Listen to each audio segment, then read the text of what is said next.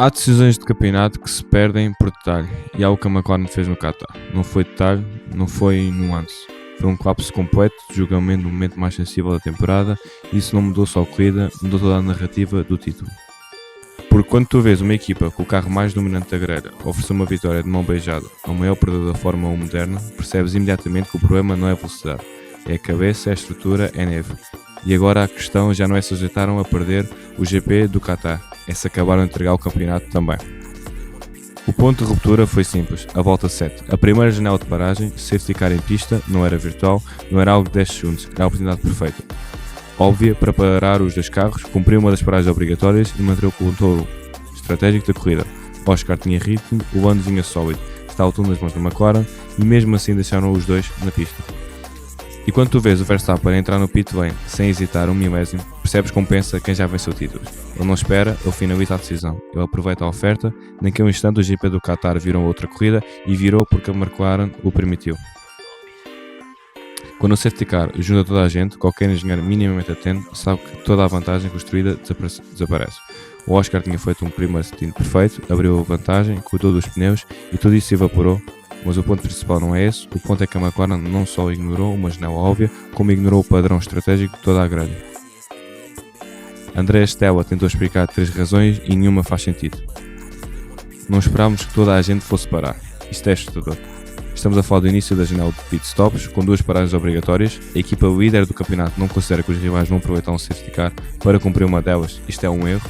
Isto não é um erro, é desconexão com a realidade. A segunda razão, queríamos flexibilidade. Traduzindo, preferiam manter a liberdade teórica para reagir a algo hipotético e ignorar uma vantagem real que estava ali mesmo. A estratégia de elite não funciona, talvez. A terceira razão, achámos que éramos rápidos o suficiente para recuperar a vantagem.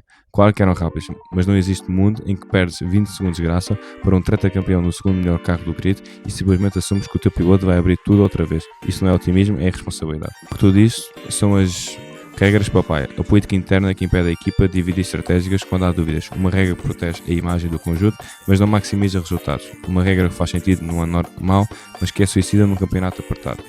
Mesmo num cenário 50-50, não deixaram o Oscar parar enquanto o Lando ficava, não testaram, não dividiram o risco, jogaram pela estratégia da unidade, não pelo título. Aí está o resultado. Verstappen ganhou 25 pontos limpos, o Lando perdeu a liderança psicológica, o Oscar perdeu uma corrida que era dele e a Abu Dhabi tornou-se um campo minado.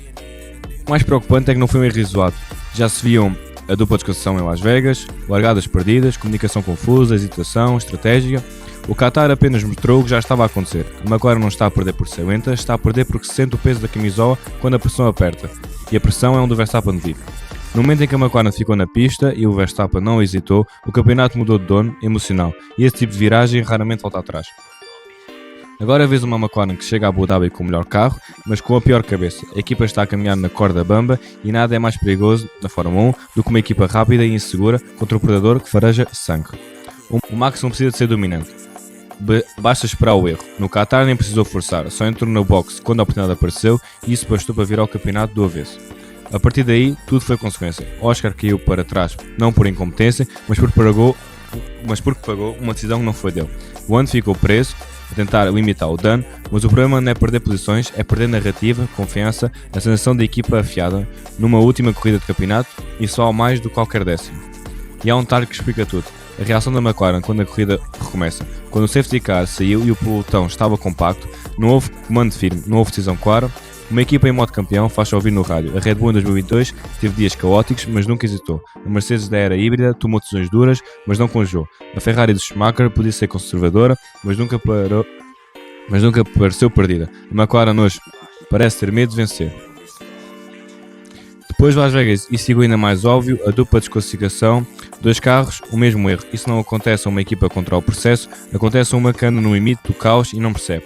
E o mais estranho é que durante o ano os pilotos foram mais consistentes sob pressão do que a própria equipa. O Lando falhou em Vegas, Oscar teve momentos menos bons, mas nos momentos críticos foram mais sólidos do que a estrutura que os via suportar. Isso é completamente anómalo. A McLaren agora está numa posição rara, tem o melhor carro, 2 pilotos com chance real de título e mesmo assim parece prestes a perder tudo, porque quando a pressão sobe eles bloqueiam, não tecnicamente mas emocionalmente. E do outro lado está o Verstappen, o tipo que em 2021 foi levado ao limite da sanidade e sobreviveu. Com erros, sim, mas sem me quebrar. E a Red Bull, mesmo nas polémicas, tinha clareza de comando. No Qatar, essa clareza faltou à McLaren, exatamente quando não podia faltar. Em Abu Dhabi, o cenário é cruel, se houver safety car, decisão rápida, momento 50-50, a McLaren precisa de fazer exatamente aquilo que mostrou não saber fazer. Precisam quebrar as regras papaya, priorizar o título acima da imagem e tudo indica que não o farão. Equipas campeãs, entendem isso. Justifica, não é tratar todos igual, a justiça é vencer.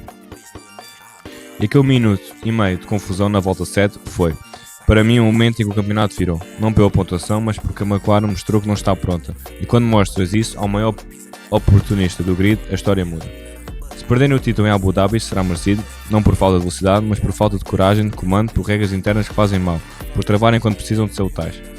Construíram um carro brilhante, mas um carro brilhante não vence nada sozinho. Precisa de uma equipa que saiba pilotar a própria pressão, a McLaren não está a conseguir. Enquanto isso, o Verstappen não precisa de genialidade, só precisa esperar. E quando deixas um predador farejar medo no final de campeonato, ele raramente falha. Esta é a herança do Qatar e se nada mudar, pode ser o fim da temporada da McLaren. Se quiseres entender a história inteira do maior predador da Fórmula 1, vê o vídeo. Este é o Linha de Meta, obrigado por ficares até ao fim. Dá o like e subscreve.